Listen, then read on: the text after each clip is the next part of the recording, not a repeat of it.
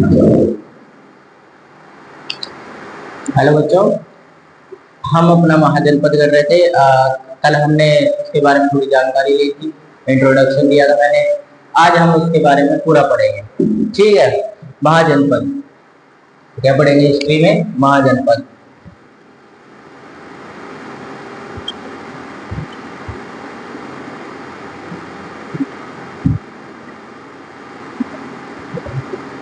जो भी बच्चे ऑनलाइन देख रहे हैं ऑनलाइन देखें, ऑनलाइन से ही बैठकर क्वेश्चन पुट करते रहेंगे। ठीक है, आज क्वेश्चन भी पुट हुआ मैं।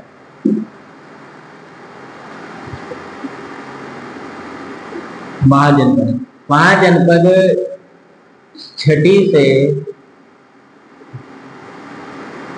छठी शताब्दी से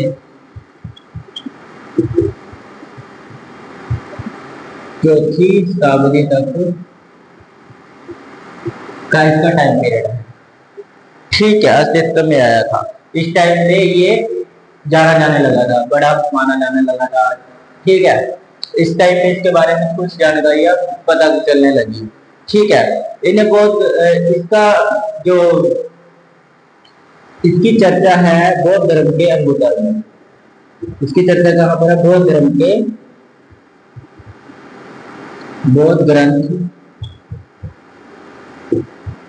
अंगुतर में।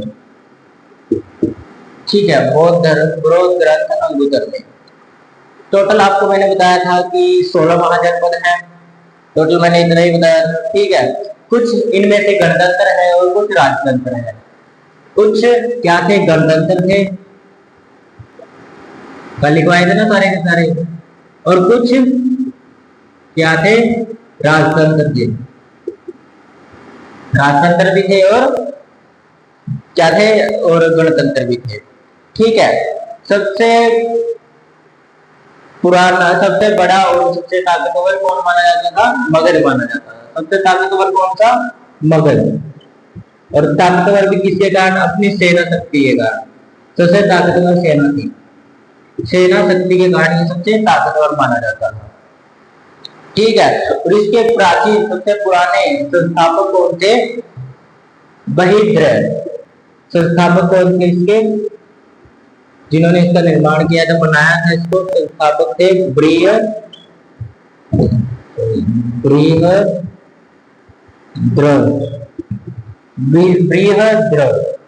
ठीक है, उस टाइम में इसकी राजधानी, मगध साम्राज्य की राजधानी क्या थी?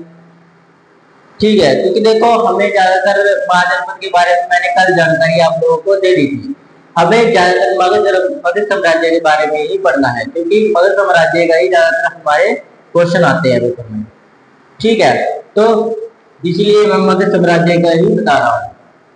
अब करेंगे सभी का थोड़ा थोड़ा करेंगे। जिस जिस साम्राज्य के बारे में, जिस जिस महाजनपद के बारे में जानकारी हो सकती है उतनी हम आपको उसके हिसाब से देंगे, कि जितना आपके पेपर में पूछा जाता है उतना ही बताएंगे। ठीक है, थोड़ा एक्स्ट्रा जानकारी दे देंगे ताकि आपके पास अगर एक्स्ट्रा आ जाए तो आप कर सको। ठीक है, उसके बाद क्या संस्थापक कौन थे इसके? बृहद्रथ। ठीक है, टोटल मैंने 16 के 16 लिखवा दिए थे। इसकी राजधानी क्या थी? मगध की राजधानी।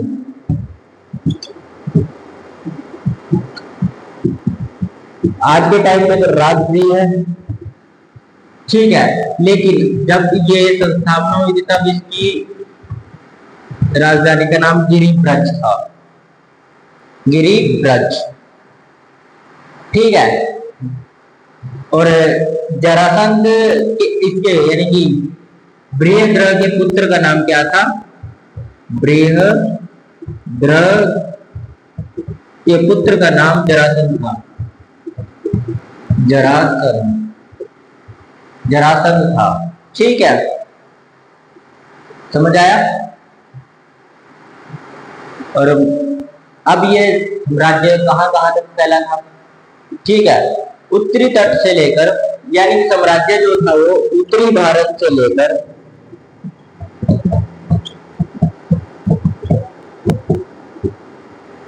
ठीक है, उत्तरी भारत के जो तट पर लगे हुए हैं, जैसे ये लगे हुए हैं, आपको दिखाई दे रहा होगा इसमें।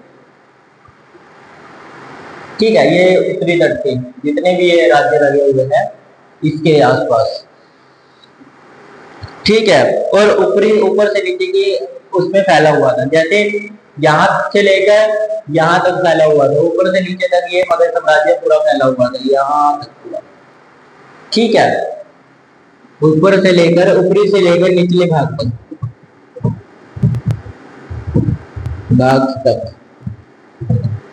ठीक है, उत्तर से लेकर निचले भाग तक भारत के ऊपर का जो उत्तर का हिस्सा है जम्मू कश्मीर से लेके नीचे के हिस्से तक फैला हुआ था। ठीक है, समझ आया। इसीलिए यहाँ की मिट्टी जो है वो उपजाऊ है। देखना हरियाणा में उपजाऊ मिट्टी है, ज्यादातर खेती बाड़ी होती है उस साइड में, हरियाणा में खेती बाड़ी होती है, पंजाब में खेती बाड़ी ज्यादा है। ठीक है, बोला जाता है ना हरियाणा में और पंजाब में ज्यादा खेती बाड़ी है, इसीलिए यहाँ पर काम भी आसानी से मिल जाता है। ठीक है, जैसे कोई बिहार साइड इतना काम नहीं है, बिहार साइड के जो मजदूर है उनको बेचारों को यहाँ आके काम करना पड़ता है हरियाणा में, और यहाँ पर उनको उतनी वैल्यू नहीं दी जाती जितनी बाहर की है, वहां की है जहाँ ये रहते हैं। होता है कई बार कि बाहर के लोग, बिहार के लोगों को ना बड़ी नीच से देखा जाता है, लेकिन ऐसा नहीं है, वो ज्यादा मेहनती होते हैं हमसे। हरियाणा वालों से ज्यादा मेहनती होते हैं बिहार के बच्चे। बिहार के बच्चे लगा लो आप, ठीक है, और लोग वहाँ के मजदूर बेचारे खेतों में काम करते हैं, पौध लगाते हैं, दिहाड़ी करते हैं, मेहनत करते हैं, उनको वहां से इस साइड आना पड़ता है क्योंकि वहां पे इतना काम धाम नहीं है। देखो जनसंख्या ज्यादा, ठीक है, और इतना काम भी नहीं है, वही चीजें है ना। और वहां के बच्चे हरियाणा के बच्चों से ज्यादा मेहनती होते हैं। वहां के बच्चों के पास अगर उनको गर्मी लगती है ना तो वो हाथ से जब पसीना आता है तो उसको रुमाल बांध लेता है, रुमाल, ताकि क्या हो सके, वो हाथ पसीने से गीला हो जाए ना तो काफी गीली ना हो, इसलिए वो हाथ के रुमाल बांध लेता है। ठीक है, अरे बहुत मेहनती होते हैं बच्चे, ये नहीं है भी हरियाणा की नहीं होती है, हरियाणा के भी मेहनती बच्चे होते हैं, लेकिन हरियाणा में इतनी ज्यादा गरीबी नहीं है, इतना बुरा हाल नहीं है जितना बिहार का ये ज्यादा बुरा हाल है। ठीक है, तो उत्तरी उत्तरी भारत के ऊपरले हिस्से से लेकर निचले हिस्से तक ये मगध साम्राज्य फैला हुआ था। ठीक है, यह पांच पहाड़ियों से घिरा हुआ था।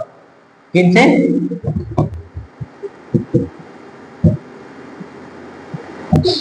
पांच पहाड़ियों से घिरा हुआ था। और आज के टाइम का बिहार पहले के टाइम का मगध था, आज के टाइम का बिहार पहले के टाइम का मगध था। ठीक है, और ठीक है ना, मगध तो राज्य था पहले बिहार, अब छोटा मोट टूट टूट कर छोटा हो गया, पांच पहाड़ियों से घिरा था। ठीक है,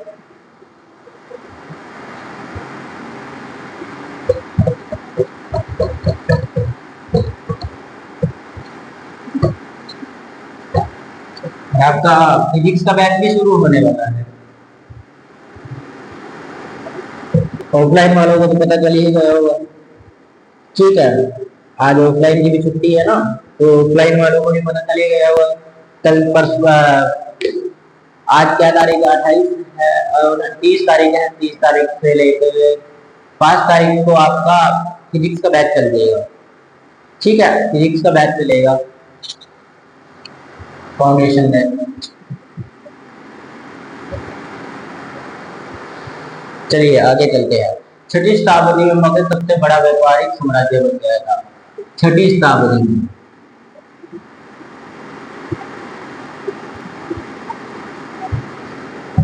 व्यापारिक साम्राज्य बन गया था। देखना मेरी हिंदी थोड़ी कमजोर है, मैं कुछ से लिखना कुछ होता है, लिख पूछ देता हूँ, तो उसमें मेरी देख लेना, आप लोग सही कर लेना, क्या होगा व्यापारिक वगैरह में सही कर लेना।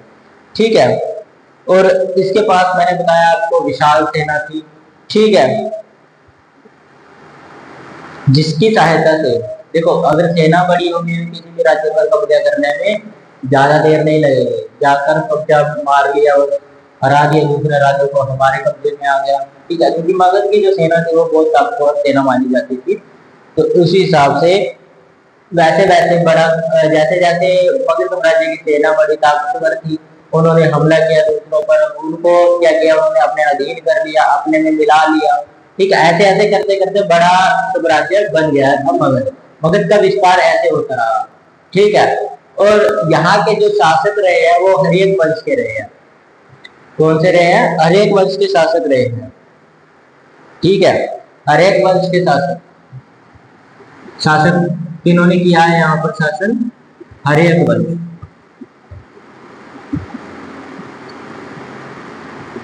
हर्यक वंश ने इस पर शासन ज्यादा किया है। ठीक है, और भारत का इतिहास का भी माना जाता है, मगध से ही भारत का इतिहास ज्यादातर पता चलता है, मगध साम्राज्य से। ठीक है,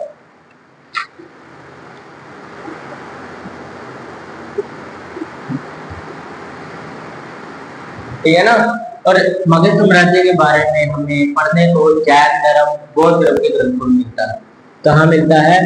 जैन और बौद्ध ग्रंथों में, बौद्ध ग्रंथ में। ठीक है, लेकिन लेकिन लेकिन सबसे ज्यादा हमें बौद्ध ग्रंथ में मिलता है, ज्यादातर बौद्ध ग्रंथों में मिलता है, ज्यादातर बौद्ध ग्रंथों में मिलता है। ठीक है,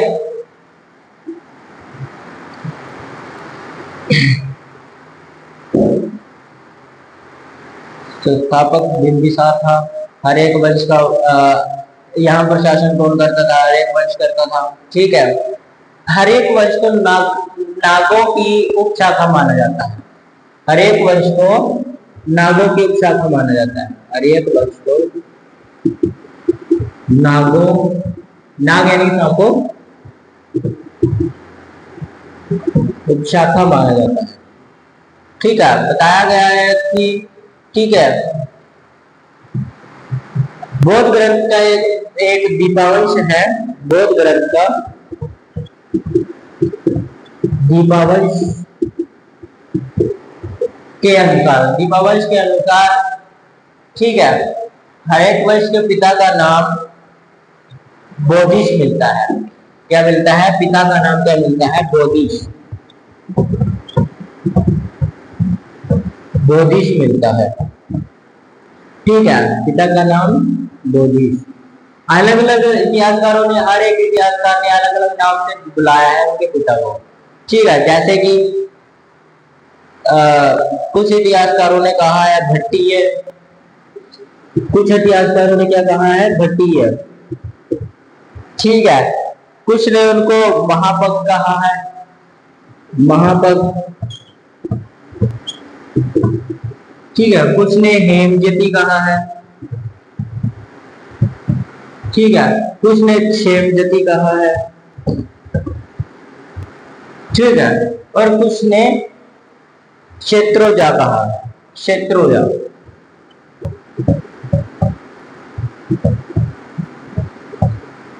क्षेत्रोजा। ठीक है, ये सब बताया है। अब आज के लिए इतना ही। मेहनत कीजिए, अच्छे से तैयारी कीजिए और सिलेक्शन लीजिए। ठीक है, आज के लिए इतना ही।